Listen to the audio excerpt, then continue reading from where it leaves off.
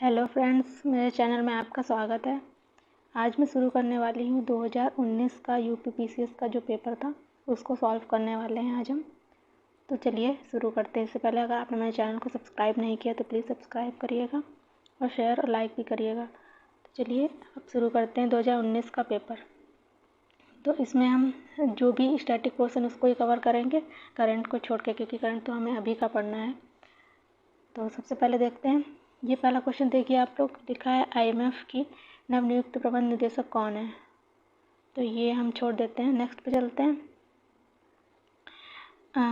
Next भी current का ही है। तो अब इसके आगे तीसरा क्वेश्चन देखिए। तीसरे क्वेश्चन में दिया है कि सूची का मिलान करना है, सूची फर्स्ट से सूची सेकंड में। तो जैसे कि अब आप लोग इस ऑप्शन में देखिए, आप लोग जो सबसे पहले आता है उसको हमको लगा लेना है। देखते हैं उससे हमारा ऑप्शन बनता है या नहीं। तो ग्रेटा थनबर्ग देखते हैं किससे जुड़ी है। तो ये पर्यावरण कार्यकर्ता है, ठीक है। तो बी का हमारा क्या हो जाएगा, थर्ड। बी का थर्ड 2 में दे रखा है। तो अब उषा किरण जो है भारतीय सम्मान की विजेता है। थॉमस कुक, ये भी उस करंट का ही क्वेश्चन है, लेकिन बाई चांस अगर रिपीट हो जाए तो हम लोग इसको इसीलिए देख लेते हैं। थॉमस कुक है ब्रिटिश टूर ट्रैवल कंपनी के।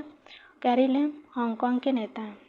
तो इसमें हमारा ऑप्शन कौन सा हो जाएगा, बी का थर्ड हो गया, ए का फोर्थ। तो डी ऑप्शन करेक्ट हो जाएगा, ठीक है। नेक्स्ट पे चलते हैं। वर्ष 2019 का अर्थशास्त्र नॉवल इसमें पूछा गया है, लेकिन हम इसकी जगह मैंने ये फ़ोटो लगाई है। तो ये इसमें जो है वर्तमान में कौन किसको किसको मिला था, ये 2022 का है। तो इसको आप लोग देख लीजिए। ये बेन एस बर्नानके को मिला है, डगलस डब्ल्यू डायमंड को मिला है, और इसके अलावा फिलिप एच डाइविया को अर्थशास्त्र में नॉवल मिला है। ये किस लिए इनको दिया गया है कि for research on banks and financial crisis. Banks और फाइनेंशियल क्राइसिस पे इन्होंने कुछ रिसर्च की थी, उसके लिए इनको मिला हुआ है, ठीक है। नेक्स्ट, ये भी तो करंट का हो गया, इसको छोड़ देते हैं। 6 ऑप्शन देखते हैं क्या है। भारतीय भाषाओं का केंद्रीय संस्थान निम्नलिखित में से किस स्थान पर स्थित है। तो ये है मैसूर में। भारत द्वारा भूमि क्षरण तटस्थता प्राप्त करने का लक्ष्य क्या है, ये है 2030, ठीक है। तो नेक्स्ट अब क्वेश्चन पे चलते हैं। चंद्रयान 2 प्रक्षेपित अंतरिक्ष यान को प्रक्षेपित करने के किस, ये तो हमारा करंट का ही क्वेश्चन हो गया था, तो इसको छोड़ देते हैं। नेक्स्ट है, भारत के सबसे बड़े चरखे का निम्नलिखित में कौन सा कथन सही हो। ये भी करंट का ही क्वेश्चन है, इसमें दोनों सही थे। 10 नंबर क्वेश्चन देखिए, निम्नलिखित में से किस जीव का रक्त सफ़ेद होता है। तो ये होता है तिलचट्टे का। नेक्स्ट क्वेश्चन है, नाइट्रोजन स्थिरीकरण जीवाणु किस पौधे की जड़ के साथ संयोजन करते हैं। तो ये करते हैं दालों के साथ। जितने भी दालों में होते हैं उसमें राइजोबियम बैक्टीरिया होता है जो नाइट्रोजन स्थिरीकरण के लिए रिस्पॉन्सिबल होता है, आपको कोई बात पता होगी। तो जितने भी दलहनी फसलें हैं उनमें सबसे ज़्यादा नाइट्रोजन स्थिरीकरण जीवाणु पाए जाते हैं, ठीक है। नेक्स्ट पे चलते हैं। किसी साबुन के बुलबुले को आवेशित किया जाता है तो निम्न में से क्या घटित होता है। त्रिज्या बढ़ जाती है, घट जाती है, बुलबुले का लोप हो जाता है, कोई नहीं। तो त्रिज्या बढ़ जाती है। जैसे कि अगर वो एक खिलौना आपने देखा होगा मेले वगैरह में मिलता है, तो अगर उसके साबुन के बुलबुले को हम उसमें फूंक मारते हैं तो बड़ा हो जाता है, और जितना तेज फूंक मारेंगे उतना ही वो बड़ा होता जाएगा। तो इस वजह से ये डेली लाइफ जो केमिस्ट्री है उससे रिलेटेड है, तो इसमें त्रिज्या बढ़ जाएगी, ये ऑप्शन सही है। नेक्स्ट है, ऑक्सीटोसिन क्या है, ये हार्मोन है। इससे पूछा गया क्या नहीं है। ऑक्सीटोसिन हार्मोन है, बिल्कुल सही बात है। स्पार्टम संश्लेषित मधुरक है, ये भी सही है। नियोप्रीन विशिष्ट रबड़ है, ये भी सही है। रेयॉन रेयॉन रूपांतरित स्टार्च, ये यहाँ पे गलत हो जाएगा और यही सही होगा क्योंकि गलत पूछा है। ये रूपांतरित स्टार्च नहीं है, ये कृत्रिम फाइबर है, ठीक है। निम्नलिखित में से कौन सा पदार्थ प्रोटीन नहीं है। तो जैसे कि बाल जो होते हैं, बालों में प्रोटीन होता है, कौन सा प्रोटीन होता है, केराटिन प्रोटीन होता है। ऐसे ही हमारे नाखूनों, मतलब जो खुर होते हैं जानवरों के, उनमें भी प्रोटीन होता है, ऐसे हमारे नाखूनों में होता है। और जो स्पाइडर सिल्क होता है वो भी आप लोग को पता है कि प्रोटीन से ही बनता है, इसमें प्रोटीन होता है। लेकिन कपास जो होता है इसमें प्रोटीन नहीं होता है, ये क्या है, ये एक फाइबर होता है। तो पूछा गया नहीं है, तो ये ऑप्शन करेक्ट हो जाएगा, ठीक है। इसका कौन सा ऑप्शन करेक्ट है, तो ए ऑप्शन करेक्ट है। नेक्स्ट पे चलते हैं। थर्मस फ्लास्क में लंबे समय तक तरल या गर्म ठंडा रहता है क्योंकि ऊष्मा की कोई हानि अथवा प्राप्ति नहीं होती। तो इसमें क्या ये ऐसा किस लिए होता है, इंग्लिश में इसके समवन को कंडक्शन बोलते हैं और जो बी वाला है कन्वेक्शन एंड रेडिएशन। तो इसमें कौन सा ऑप्शन सही होगा? तो ये किस वजह से होता है, इसमें संचालन भी होगा, कंडक्शन भी होगा और संवहन और विकिरण भी होगा। तो इसमें दोनों ऑप्शन करेक्ट हो जाएंगे। ठीक है, तो अब नेक्स्ट पे चलते हैं। नेक्स्ट मानव शरीर में निम्नलिखित में से कौन सी ग्रंथि अंतःस्रावी और बहिस्रावी दोनों है, यानी कि कौन सी ऐसी ग्रंथि जो एक्सोक्राइन भी है और एंडोक्राइन भी है, यानी कि हार्मोन, जैसे कि आप लोगों ने पढ़ा होगा कि कुछ जो हमारी ग्रंथियाँ होती हैं जो हार्मोन स्रावित करती हैं वो सारी अंतःस्रावी होती हैं, बहिस्रावी नहीं होती। लेकिन ऐसी ग्रंथि है कौन सी, अग्नाशय ऐसी ग्रंथि है जो अंतःस्रावी बहिस्रावी दोनों होती है। नेक्स्ट है, निम्नलिखित में से किस पदार्थ में कैल्शियम विद्यमान है? तो कैल्शियम किस में होता है? जिप्सम में होता है। जिप्सम का फार्मूला होता है CaSO4 डॉट हाफ H2O। ठीक है, नेक्स्ट पे चलते हैं। निम्नलिखित में से कौन सा सही सम्मिलित नहीं है? सिल्वर ब्रोमाइड क्या है? कृत्रिम प्रकाश संश्लेषण। यही सही नहीं है क्योंकि सिल्वर ब्रोमाइड किससे होता है? इसमें सिल्वर ब्रोमाइड फोटोग्राफी में यूज़ होता है। ठीक है, और बाकी जो है देखते हैं, सिल्वर आयोडाइड जो है कृत्रिम वर्षा के लिए होता है, ये सही है। लिथियम का बाइकार्बोनेट गठिया उपचार के लिए ये भी सही है। दूधिया मैग्नीशिया एक प्रति अम्ल होता है, नहीं एंटी एसिड होता है। जब एसिडिटी बन जाती है तो मिल्क ऑफ मैग्नीशिया जिसे कहते हैं, और इसका जो है वो दिया जाता है एसिडिटी कम करने के लिए। तो पहला ऑप्शन ही सही हो जाएगा। तुलसी के पौधे का औषधि महत्व निम्नलिखित में की उपस्थिति किसका कारण? तुलसी में फिनॉल और फ्लेवोनॉइड होते हैं, इसी की वजह से इसमें औषधीय गुण होते हैं। नेक्स्ट है, इकोसिस्टम के संबंध में निम्न में से क्या सत्य है? प्राथमिक उपभोक्ता उत्पादक पर न्यूनतम रूप से आश्रित है। नहीं, ये गलत है। इसमें सही ऑप्शन होगा उत्पादक प्राथमिक उपभोक्ता से अधिक है, क्योंकि उत्पादक जो होते हैं हरे पेड़ पौधे होते हैं और जो उपभोक्ता हैं जो उन पर निर्भर होते हैं वो सबसे ज़्यादा होते हैं। तो इसीलिए जो उत्पादक हैं सबसे ज़्यादा हैं और उपभोक्ता कम है उनसे। ठीक है, नेक्स्ट है, ये सुपोषण के संदर्भ में क्या कथन सही है? तो पहला, यह जल निकाय के पोषक तत्व की संवर्धन की घटना है, यह जल में घुलित ऑक्सीजन को कम कर देता है। बिल्कुल दोनों पॉइंट ही सही है, तो इसी ऑप्शन हो जाएगा। क्योंकि जो सुपोषण होता है वो अगर जल में पोषक तत्व की मात्रा ज़्यादा हो जाती है तो जो आपने देखा हरा हरा जो एल्गी हो जाती है नदी में, उसी को बोलते हैं सुपोषण। तो उसमें ज़्यादा नाइट्रोजन अगर उनको मिलती है तो वो पूरे में घेर लेते हैं और इसी वजह से जो घुलित ऑक्सीजन होती है उसकी मात्रा कम हो जाती है इसमें। दोनों पॉइंट सही है। नेक्स्ट पे चलते हैं, मानव गतिविधियों से परिवर्तित पर्यावरण कहलाता है नैसर्गिक पर्यावरण, एंथ्रोपोजेनिक, शहरी पर्यावरण, आधुनिक। नैसर्गिक तो हमारा नेचुरली हो गया, ठीक है, इसको तो हटा देते हैं। शहरी पर्यावरण तो शहर में होता है, ये भी नहीं, मॉडर्न भी नहीं। एंथ्रोपोजेनिक क्योंकि एंथ्रो का मतलब ही होता है मानव, वो एंथ्रोपोजेनिक से ही जो पर्यावरण है वो मानव गतिविधियों से रिलेटेड होता है। ठीक है, नेक्स्ट पे चलते हैं, निम्नलिखित कथनों में से कौन सा सत्य नहीं है? भूमध्य रेखा से ध्रुवों की ओर जाति विविधता में वृद्धि होती है, उष्णकटिबंधीय शीतोष्ण क्षेत्रों की अपेक्षा अधिक जातियों को आश्रय देते हैं, और विशालतम जैव विविधता अमेजनी वर्षा वनों में पाई जाती है। जाति विविधता शीतोष्ण क्षेत्रों से ध्रुवों की ओर घटती जाती है। तो कौन सा सही नहीं है? तो पहला हमारा सही नहीं है क्योंकि भूमध्य रेखा पे सबसे ज़्यादा जैव विविधता होती है, और जब जैसे जैसे हम ध्रुवों की ओर, जैसे कि हमारी पृथ्वी है ये भूमध्य रेखा, यहाँ पर बहुत ज़्यादा जैव विविधता आप लोग देखी होगी। लेकिन यहाँ पे ध्रुवों पे क्या होता है, ये नॉर्थ पोल हो गया और ये नीचे साउथ पोल।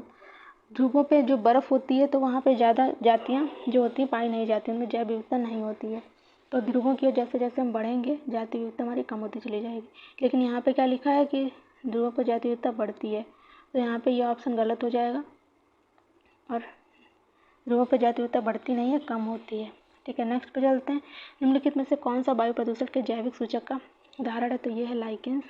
लाइकेंस जब वायु प्रदूषण SO2 जो होता है वो ज़्यादा होता है अगर वातावरण में, तो लाइकेंस खत्म होने लगते हैं। तो इससे पता चलता है कि जो वातावरण में है वायु प्रदूषण ज़्यादा हो गया है। नेक्स्ट पे चलते हैं, कौन सा सम्मिलित नहीं है?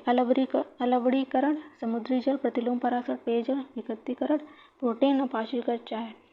तो पाश्चुरीकृत चाय से रिलेटेड नहीं होता है, ये दूध से रिलेटेड होता है। यानी कि जो दूध में होता है इसको हाई टेम्परेचर पर पहले गर्म करते हैं और फिर इसको एकदम से ठंडा कर देते हैं, ये कहलाता है हमारा पाश्चुरीकरण।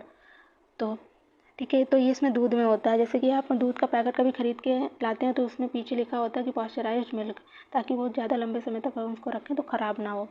तो इसीलिए ये दूध में होता है, चाय से रिलेटेड नहीं है। ठीक है, तो नेक्स्ट पे चलते हैं, निम्नलिखित में से कौन सा एक शाकनाशक का उदाहरण है? Sodium chloride, potassium permanganate, bleaching powder, उनमें से कोई नहीं। तो सोडियम क्लोराइड जो है शाकनाशी का उदाहरण है। ठीक है, नेक्स्ट है गैस जो धान के खेत में उत्सर्जित होती है तब भूमि के तापमान में वृद्धि करती है, तो ये है मीथेन। अंतर्राष्ट्रीय सौर गठबंधन का सचिवालय कहाँ है? ये है गुरुग्राम हरियाणा में। नेक्स्ट पे चलते हैं, 100% सौर ऊर्जा पर चलने वाला भारत देश का पहला केंद्र शासित प्रदेश है। तो ये तो था करंट अफेयर का क्वेश्चन, लेकिन फिर भी देखते हैं इसका ऑप्शन क्या हो। तो गाइस इसका आंसर है दीव। तो ये हमारा करंट का क्वेश्चन था सॉरी। नेक्स्ट है मानव विकास सूचकांक SDI एवं सतत विकास लक्ष्यों पर आधारित भारतीय राज्यों की वरीयता में धनात्मक संबंध है। SDG लक्ष्यों के आधारभूत आयाम शिक्षा एवं घनिष्ठता संबंध अंतर संबंधित है, तो इसमें ऑप्शन करेक्ट होगा। नेक्स्ट पे चलते हैं, बहुआयामी निर्धनता सूचकांक में सम्मिलित होता है, तो स्वास्थ्य होता है, शिक्षा होती है, जीवन स्तर भी सम्मिलित होता है, तो ये तीनों ही सही हो जाएंगे, डी ऑप्शन करेक्ट है। नेक्स्ट निम्नलिखित घटनाओं को उनके प्रारंभ के कालानुक्रम में व्यवस्थित कीजिए। तो सबसे पहले कौन सा आया था? वन्यजीव संरक्षण अधिनियम 1972 में आया था। ठीक है, फिर उसके बाद प्रोजेक्ट हाथी आया था 1973 में। देखते हैं फर्स्ट के बाद कौन सा? थर्ड। और ये हमारा मिल गया ऑप्शन, यही करेक्ट होगा, लेकिन फिर भी देखते थे प्रोजेक्ट हाथी कब आया था? 1992 में। ठीक है, और जैव विविधता अधिनियम 2002 में आया था, 22 में 2002 को। ठीक है, नेक्स्ट पे चलते हैं, नागरिक पंजीकरण ERS के अंतर्गत दिनों के जन्म और मृत्यु की घटनाओं को भारत में रजिस्ट्रेशन कराना कानूनी रूप से अनिवार्य होता है। तो सिविल रजिस्ट्रेशन सिस्टम की यहाँ पे बात की गई है, तो इसका सही ऑप्शन यहाँ पे हो जाएगा 21 दिन, यानी 21 दिन के अंदर ही कानूनी रूप से रजिस्ट्रेशन करना अनिवार्य होता है। ठीक है, नेक्स्ट पे चलते हैं, राष्ट्रीय परिवार सर्वेक्षण NFS 5 सम्मिलित नहीं करता है।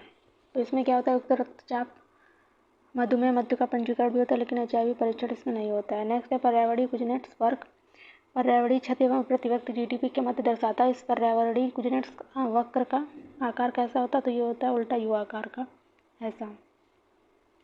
ठीक है, नेक्स्ट है सतत विकास मानव समाज के कल्याण हेतु महत्वपूर्ण है। सतत विकास से अभिप्राय ऐसे विकास है जो भावी पीढ़ियों की जरूरतें पूरी करने की योग्यता को प्रभावित किए बिना ही वर्तमान समय की अवस्था पूरी करे। तो बिल्कुल दोनों सही हैं और दोनों दूसरे की व्याख्या भी कर रहे हैं, तो ये ऑप्शन करेक्ट हो जाएंगे। नेक्स्ट है, निम्नलिखित में से किस प्रत्यक्ष लाभ योजना के तहत, ये तो हमारा करंट अफेयर का क्वेश्चन था, इसे देख लेते हैं, इसमें पहला आंसर होगा। नेक्स्ट है, राष्ट्रीय खाद्य सुरक्षा अधिनियम के संदर्भ में निम्नलिखित कथनों में कौन सा सही है? तो यह 75% ग्रामीण और 50% शहरी जनसंख्या को आच्छादित करेगी। 18 वर्ष महिलाओं बच्चों को पोषण संबंधी सहायता पर विशेष ध्यान देना होगा। 18 वर्ष की आयु से अधिक सबसे बड़ी महिला परिवार की मुखिया होगी। तो ये जो अधिनियम है उस टाइम करंट में था, उससे रिलेटेड है, लेकिन उसमें देख लेते हैं, इसमें तीनों ही सही ऑप्शन होंगे। नेक्स्ट है, भारत में पट्टेदारी सुधार के उपायों के संदर्भ में कौन सा कथन सही है? तो लगान का विनिमय, अवैध की सुरक्षा, पट्टेदारी पर स्वामित्व की घोषणा, तीनों ही सही, ऑप्शन डी करेक्ट है। नेक्स्ट है, भारत में सार्वजनिक कार्यों के संदर्भ में निम्नलिखित में से कौन सा कथन सही है? तो सार्वजनिक उपयोगिता संसाधन प्रदान करना, सामाजिक और आर्थिक ऊपरी पूंजी का निर्माण, संतुलित क्षेत्रीय और क्षेत्र की विकास सुनिश्चित करना, समतावादी लक्ष्यों को आगे बढ़ाना। तो इसमें से ये चारों ही सही ऑप्शन हो जाते हैं। ठीक है, नेक्स्ट पर चलते हैं, स्वेज नहर क्षेत्र में उत्तर से दक्षिण दिशा की ओर पड़ने वाले झीलों का सही क्रम क्या है? तो great bitter lake, little bitter lake, lake Timsah, lake Manzala. तो गाइस इस क्वेश्चन में मुझे डाउट है, आप लोग कमेंट करके बताइएगा। नेक्स्ट है, टेलीग्राफिक पठार हिस्सा है, टेलीग्राफिक जो पठार है, तो यहाँ पे हमारा आंसर हो जाएगा option A, Uttar Atlantic Cuttack का। नेक्स्ट है, तो ये कुछ चक्रवाती उष्णकटिबंधीय चक्रवात के नाम है और इनकी सूचियों के बारे में मिलान करना है। तो सबसे पहले देखते हैं, विली विली क्या है? ऑस्ट्रेलिया का है। ठीक है, एका सेकंड कहाँ है? 2 जगहों पे है। तो आप देखते हैं जो हुरिकेन्स जो होते हैं वो यूएसए से रिलेटेड है, तो डी का 4, यानी कि डी का 4 तो सिर्फ डी में ऑप्शन में मिल रहा है, तो ये से हो जाएगा। और बी का 3 टैफू जो है जापान का है, बैग्यू फिलीपींस का है। नेक्स्ट पे चलते हैं, निम्नलिखित में से कौन सा नगर साइबेरिया पारी रेल मार्ग पर अवस्थित नहीं है? तो गाइस इस क्वेश्चन को स्किप छोड़ देते हैं, क्योंकि ये क्वेश्चन के ऑप्शन कुछ सही थे नहीं, तो इसको कर दिया था आयोग ने डिलीट, क्योंकि हम ऑफिसर आंसर के अकॉर्डिंग ही सॉल्व कर रहे हैं, तो इसको हम लोग छोड़ देते हैं। नेक्स्ट पे चलते हैं, निम्नलिखित में से कौन सुमेलित नहीं है? तो सेंटा आना, ये जो पवने हैं सेंटा आना कैलिफोर्निया से सुमेलित है, हबूब सूडान की है, यामो जापान की, मिस्ट्रल, लेकिन मिस्ट्रल ऑस्ट्रेलिया की नहीं है, मिस्ट्रल कहाँ की है, स्पेन की, जो है स्पेन और फ्रांस में ये पवन चलती है। नेक्स्ट है तालचेर, सिंगरौली, तो इनको मिलाते हैं। तालचेर जो है वो कहाँ है, हमारे उड़ीसा में है, तो उड़ीसा में महानदी बहती है, तो ए का 4 हो जाएगा। ए का 4 जैसे हम लगाते हैं तो हमारा पहला ही ऑप्शन में दिख गया, तो ये करेक्ट हो जाएगा। फिर भी देख लेते हैं बी, कर्णपुरा दामोदर घाटी में है, और सिंगरौली का है, तो ये सोन घाटी में, सिंगरैनी गोदावरी घाटी में है। नेक्स्ट पे चलते हैं। निम्नलिखित में से कौन सी एक चोटी भारत में अवस्थित नहीं है, तो गुरला मांधाता, ये भारत में अवस्थित नहीं है, ये कहाँ है, नेपाल में। ठीक है, भारत के उत्तर पश्चिम मैदान में पश्चिम विक्षोभ से जाड़े में होने वाली जो वर्षा की मात्रा है वो कम होती जाती है, तो कहाँ कम होती जाती है, उत्तर से दक्षिण की ओर ये कम होती चली जाती है। सी ऑप्शन इसमें करेक्ट हो जाएगा। नेक्स्ट है, निम्नलिखित में से किस नदी के ऊपरी मार्ग में मीठा जल परंतु निचले भाग में खारे जल का प्रवाह मिलता है, ये लूनी नदी। मोरबी डेल्टा जो है निम्नलिखित में से किस डेल्टा का भाग है, तो ये बंगाल डेल्टा का भाग होता है। नेक्स्ट है, 2 कथन दिए गए हैं, तो उत्तर प्रदेश में गन्ना तथा चीनी का उत्पादन महाराष्ट्र से अधिक है परंतु उत्पादकता कम है। महाराष्ट्र में अधिकांश चीनी मिलें सहकारी क्षेत्र में ही है, तो इसका तो पहला ऑप्शन ही करेक्ट हो जाएगा। नेक्स्ट पे चलते हैं, निम्नलिखित में से कौन सा सही सुमेलित नहीं है, तो सब दाम ताम की मुद्रा होती है, देसाई राजस्व अधिकारी वो कहते हैं, और दीवान प्रांतीय। लेकिन जरीब क्या होता है, एक प्रकार का कर नहीं होता है, ये एक प्रकार की भूमि मापन की इकाई होती है, तो ये ऑप्शन करेक्ट होगा। नेक्स्ट है, सूची को मिलान करना है, तो सबसे पहले हमें कौन सा हमें सबसे ईजीएस्ट है जो हमें पता है, तो अमीर खुसरो हम जानते हैं कि आशिका से रिलेटेड है, और सोमनाथ राग विबोध, क्योंकि ये काफ़ी बार आ चुका है, तो डी का सेकंड ऐसे हम मिलाते हैं तो हमारा एक ही ऑप्शन में दिखता है, तो ए का फर्स्ट हो जाएगा, बी का थर्ड। दामोदर कवि जो है वो उन्होंने पद्मावती कथा की जो है वो की थी, उनसे रिलेटेड है। तो नेक्स्ट पे चलते हैं अब। निम्नलिखित राजा में से किसने अकबर के पूर्व तानसेन को संरक्षण दिया था, तो भाटा का राजा रामचंद्र था, इन्होंने इसको संरक्षण दिया था। अब नेक्स्ट पे आते हैं राजवंश उनकी राजधानी पे, तो जो पांड्य थे शुरुआत से मिलाते हैं, पल्लव थे वो कांची के थे, पांड्य मदुरई से रिलेटेड है, और यादव देवगिरी से, और काकती वारंगल से। तो ए का सेकंड है, बी का फर्स्ट, बी का थर्ड है, और सी का फोर्थ है, डी का फर्स्ट, बी ऑप्शन करेक्ट है। नेक्स्ट पे चलते हैं कि कौन सा सुमेलित है, उनको काल अनुक्रम में उनको व्यवस्थित करना है। तो सबसे पहले हम देखते हैं, अगर कुछ भी नहीं भी पता है तो हमको इतना पता है कि हुमायूं जो है शेरशाह के बाद में उसका मतलब शेरशाह के बाद तक की वो रहा था, शेरशाह पहले मर चुका था कालिंजर के युद्ध में, तो शेरशाह जब मर जाएगा तभी तो उसका मकबरा बनेगा सासाराम में, और इसका मकबरा इसके काल में ही बना था। ठीक है, तो जो है थर्ड तो सेकंड तो सबसे पहले आएगा, उसके बाद जो राबिया दुर्रानी है ये औरंगजेब से रिलेटेड है, तो औरंगजेब के बाद में आया था, तो सबसे पहले हम देखेंगे सेकंड कहाँ मिल रहा है हमें, सेकंड मिल रहा है, सॉरी एक मिनट गाइस रुकिए, हाँ, तो सबसे पहले जो है अटाला मस्जिद आई। ठीक है, और अटाला मस्जिद जौनपुर जो टर्की शासक थे उन्होंने बनाई थी, उसके बाद में जो शेरशाह हुमायूं का काल आया था, मुगल बादशाहों का काल था। फोर्थ वाला सबसे पहले आएगा, फिर सेकंड आएगा, और सेकंड के बाद आएगा थर्ड, तो सेकंड के बाद थर्ड हमें इसी में मिल रहा है, फिर आएगा औरंगजेब, तो हमारा बी ऑप्शन करेक्ट हो जाएगा। ठीक है, मनसबदारी व्यवस्था के संदर्भ में कौन सा कथन सही है, मनसबदारी राज्य के कुलीन वर्ग से संबंधित इसे अकबर ने प्रारंभ किया था, बिल्कुल सही बात है। मनसबदारी का पद पैतृक नहीं था, तो केवल एक ही ऑप्शन सही होगा यहाँ पे। नेक्स्ट, इलाहाबाद की संधि कब हुई, 1765 में। सालबाई की संधि 1782 में हुई थी। और जो मद्रास की संधि है, अब इससे देखते हैं 2 ऑप्शन से हमारा ऑप्शन मिल जा रहा है क्या, ए का फोर्थ आया, ठीक है, सी का फर्स्ट, ए का फोर्थ, सी का फर्स्ट, तो हमारा सी ऑप्शन ही करेक्ट हो जाएगा। मंगलौर की संधि 1784 में हुई थी, मद्रास की संधि हुई थी 1769 में।